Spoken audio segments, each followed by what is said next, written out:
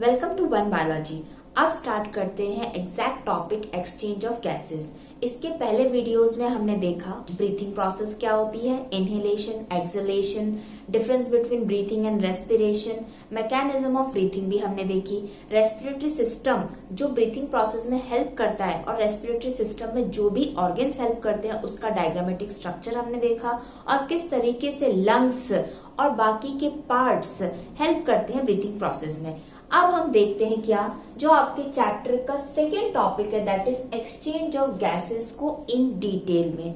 इस टॉपिक को डिटेल में समझने के लिए, अच्छे से समझने के लिए ये कुछ इंपॉर्टेंट पॉइंट्स हैं। अगर आपको ये समझ में आ जाते हैं तो आप ये वाला टॉपिक इजीली समझ सकते हो। लेकिन अगर आपको ये चीजें नहीं पता है या फिर ये चीजें क्लियर नहीं है तो आगे का प्रोसेस आपको समझ में नहीं आएगा। तो चलिए स्टार्ट करते हैं आज का वीडियो। सबसे पहले देखते हैं यहाँ पर क्या लिखा हुआ है। ये पॉइंट्स क्या है? फर्स्ट पॉइंट है साइट ऑफ एक्सचेंज, यानी कि जो एक्सचेंज हो रहा है गैसेस का, specially oxygen and carbon dioxide का, हमने लंग्स के अंदर देखा था एल्वेलाई पार्ट में। वहां पर जो साइट है उस साइट का नाम यानी कि लोकेशन क्या है एक्सचेंज ऑफ गैसेस का। सेकेंड है बिटवीन, यानी कि एक्सचेंज मतलब होता है लेना और देना, तो दो लोगों के बीच में होता है। इसी तरीके से यहाँ पर जो गैसेस एक्सचेंज हो रही हैं वो क्या दो चीजों के बीच में हो रही है। थर्ड पॉइंट रहेगा गैसेस विच एक्सचेंज, यानी कि नाम, जो गैसेस के नेम है वो आपको पता होना चाहिए। नेक्स्ट, जो एक्सचेंज प्रोसेस है उस प्रोसेस का नाम क्या है, उस प्रोसेस या मेथड का नाम क्या है। नेक्स्ट हम बात करेंगे प्रिंसिपल की, कि जो एक्सचेंज प्रोसेस हो रहा है उसका प्रिंसिपल क्या है। देन जो एक्सचेंज प्रोसेस है गैस का उसको अफेक्ट करते हैं बहुत से फैक्टर्स, उनके बारे में पढ़ेंगे, क्योंकि ये वो ऐसे फैक्टर्स होंगे जिसके कारण एक्सचेंज फास्ट भी हो सकता है, स्लो भी हो सकता है। देन हम बात करेंगे रेट ऑफ डिफ्यूजन की। डिफ्यूजन यहाँ पे न्यू वर्ड है, अगर आप फर्स्ट यहाँ से हम पढ़ेंगे तो मेथड के अंदर हम डिफ्यूजन वर्ड पढ़ेंगे और उसके बाद समझेंगे कि जो रेट है यानी कि डिफ्यूजन हाई हो सकता है, लो हो सकता है, यानी कि ज्यादा या कम, वो कौन से फैक्टर्स उसको अफेक्ट करेंगे। फाइनली हम देखेंगे पार्शियल प्रेशर का मीनिंग क्या होता है और उसके बाद समझेंगे कि एक्सचेंज ऑफ गैसेस जो दो चीजों के बीच में हो रहा है उसका डायग्रामेटिक रिप्रेजेंटेशन। ठीक है, तो सबसे पहले हम बात करते हैं किसकी, साइट ऑफ एक्सचेंज की। जैसे कि हमने रेस्पिरेटरी सिस्टम में क्या पढ़ा था, डिफरेंट टाइप के ऑर्गन्स पढ़े थे, nose, nostril, pharynx, larynx, trachea, bronchi और ब्रोंकियोल्स, देन एल्वेलाई। तो एग्जैक्ट लोकेशन जो है वो है एल्वेलाई, और एल्वेलाई कहाँ प्रेजेंट है, लंग्स के अंदर। तो यहाँ पर जो पॉइंट आएगा site of exchange of gases, that is alveoli. अब यहाँ पर एक और पॉइंट है जो आपकी एनसीईआरटी बुक में देखा है, जो एल्वेलाई है उसको बोला है कि ये प्राइमरी साइट है। कैसी साइट है ये? प्राइमरी लोकेशन है, यानी कि फर्स्ट लोकेशन है किसका, एक्सचेंज का। अगर ये प्राइमरी है तो कोई दूसरा भी लोकेशन होगा। हाँ, दूसरा भी लोकेशन है, वो भी हम जानेंगे, लेकिन कैसे, देखो ये एक रफ डायग्राम मैंने बनाया है किसका, लंग्स का। फाइन, यहाँ पे होते हैं क्या, एल्वेलाई, कुछ जैसे सैक लाइक स्ट्रक्चर्स होते हैं। यहाँ पर आ जाती है इनहेलेशन प्रोसेस से आपकी एयर और उसके अंदर प्रेजेंट होती है क्या, ऑक्सीजन। ऑक्सीजन, कार्बन डाइऑक्साइड भी होती है और भी गैसेस होती है, हमें केवल ऑक्सीजन की जरूरत होती है।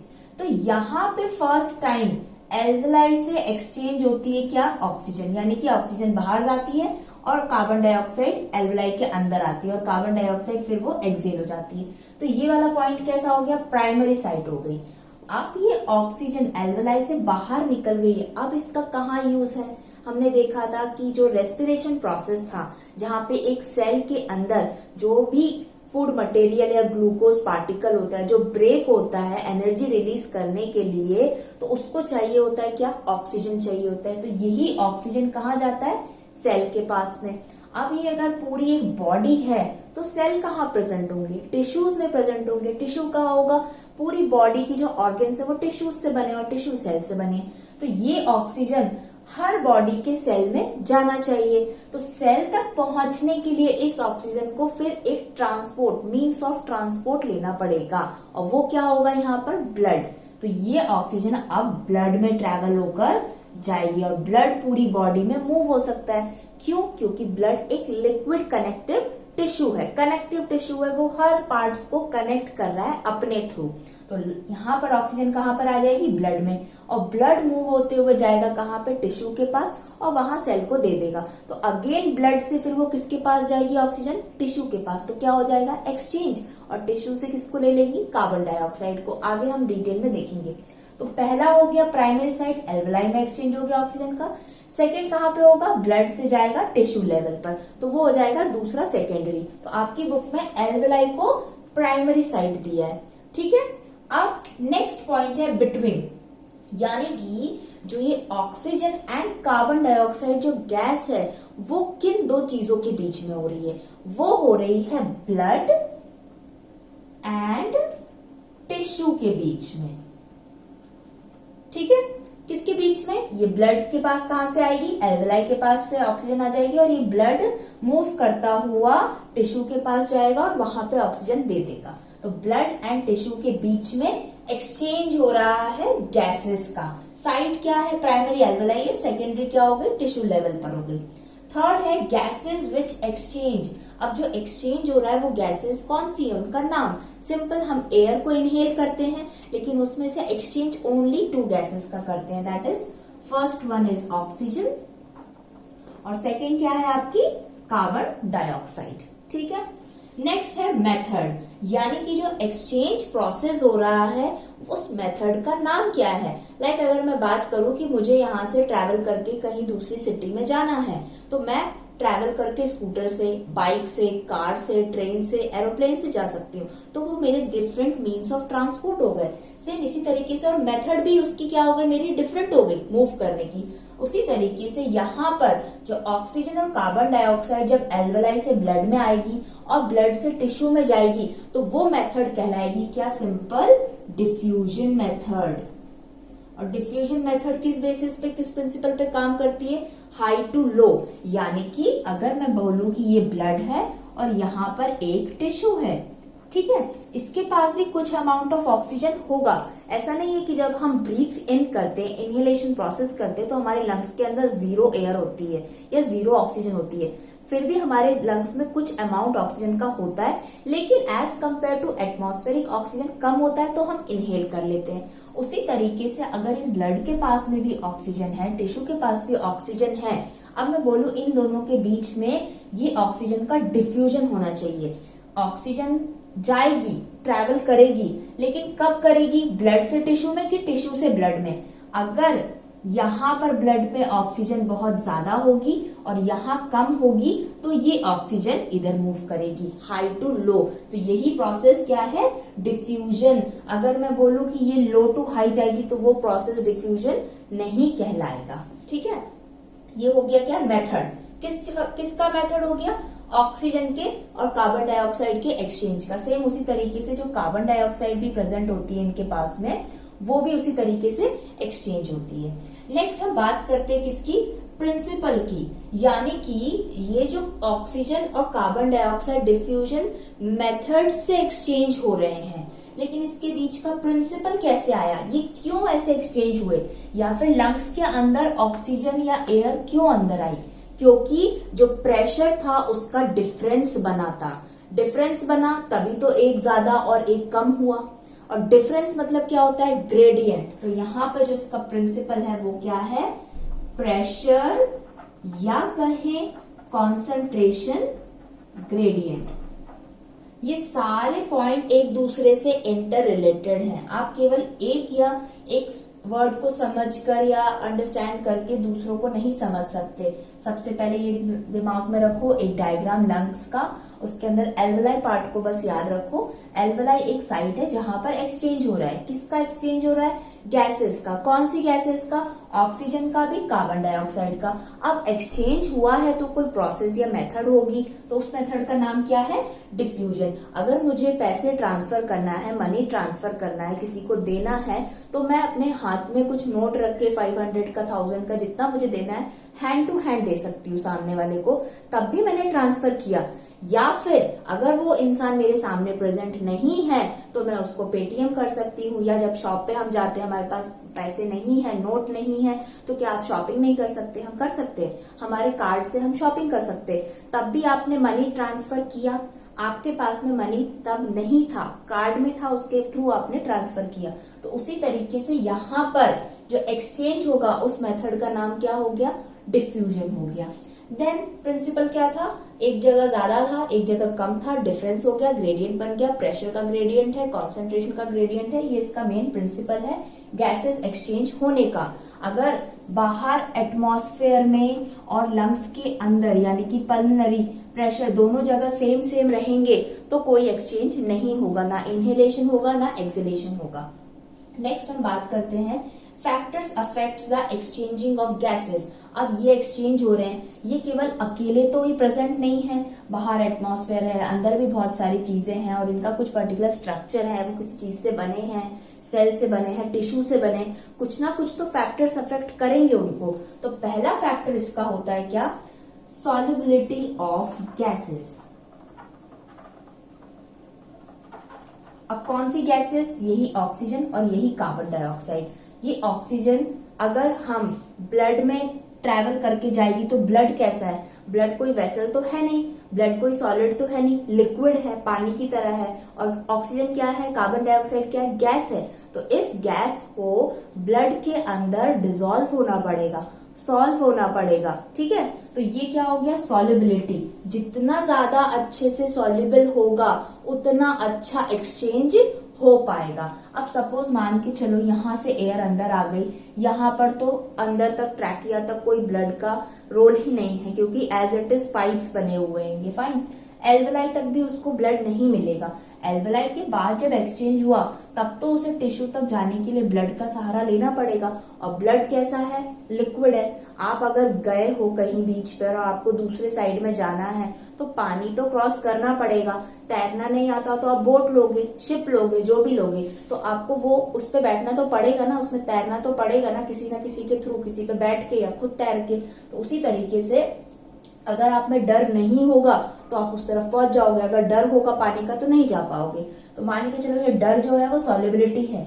जितना ज्यादा अच्छा सॉल्युबल होगा ब्लड के अंदर वो ऑक्सीजन उतनी अच्छे से डिसॉल्व हो जाएगी, ज्यादा अमाउंट में डिसॉल्व हो जाएगी और उतनी ही ज्यादा टिश्यू के पास में पहुंच जाएगी, ठीक है। और ये दूसरा फैक्टर जो है जो अफेक्ट करेगा एक्सचेंज को वो है इस एल्वेलाई की मेम्ब्रेन। क्योंकि ये एल्वेलाई क्या है, बैग लाइक स्ट्रक्चर है, वेस्कुलर है और ये इसकी मेम्ब्रेन है। इस मेम्ब्रेन के बारे में पढ़ेंगे। इसकी मेम्ब्रेन जितनी ज्यादा मोटी हो जाएगी उतने अच्छे से एक्सचेंज नहीं हो पाएगा, जितनी ज्यादा पतली रहेगी उतना अच्छा एक्सचेंज होगा। तो यहाँ पर क्या आ जाएगा, second factor, thickness of membrane. और किसकी मेम्ब्रेन की बात हो रही है यहाँ पे, ब्रोंकाई, ट्रैकिया या मान के चलो फेरिंक्स, वहां पे कोई मेम्ब्रेन की बात नहीं हो रही है, एल्वेलर मेम्ब्रेन की बात हो रही है। नेक्स्ट है रेट ऑफ डिफ्यूजन। यहाँ पे हमने मेथड देख लिया था, डिफ्यूजन के थ्रू ही एक्सचेंज हो रहा है ऑक्सीजन एंड कार्बन डाइऑक्साइड का। तो अब ये जो डिफ्यूजन का रेट हाई या लो हो सकता है, उसके फैक्टर्स कौन से हैं, या फिर रेट कैसे ज्यादा होगा या कम होगा। तो हमको हमेशा रेट क्या चाहिए, ज्यादा चाहिए डिफ्यूजन का। क्यों, क्योंकि जितना ज्यादा डिफ्यूज हो जाएगी ये ऑक्सीजन, जितनी ज्यादा ब्लड में घुस जाएगी उतना ही ज्यादा टिश्यू के पास ऑक्सीजन पहुंचेगा, उतने ही उसके सेल्स क्या करेंगे, ऑक्सीजन को यूटिलाइज कर पाएंगे एनर्जी रिलीज कराने के लिए। तो हाई रेट ऑफ डिफ्यूजन कब होगा, जब सॉल्युबिलिटी ऑफ गैसेस भी ज्यादा होगी। ये गैस जितनी ब्लड में ज्यादा सॉल्युबल होगी उतना ज्यादा इसका डिफ्यूजन बढ़ जाएगा, ठीक है।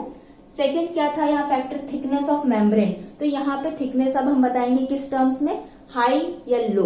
तो जितनी ज्यादा थिन होगी मेम्ब्रेन, थिन होगी क्या, इसकी मेम्ब्रेन, जितनी ज्यादा थिन मेम्ब्रेन होगी उतना ज्यादा रेट ऑफ डिफ्यूजन क्या हो जाएगा, हाई हो जाएगा।